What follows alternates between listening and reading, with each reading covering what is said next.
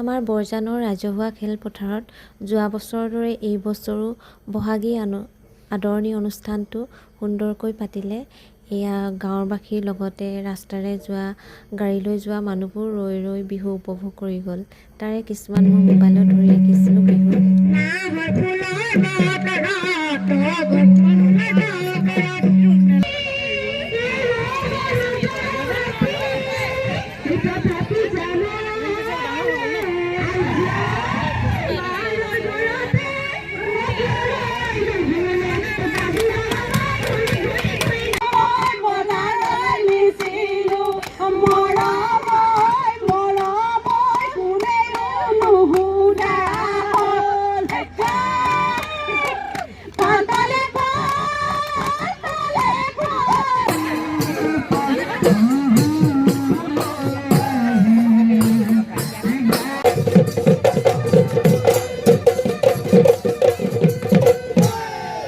বৰজানৰ কচুৱা বেদেৰে অনুষ্ঠানটো সামৰণি মাৰিলে আৰু আমিও ঘৰমুৱা হ'লোঁ।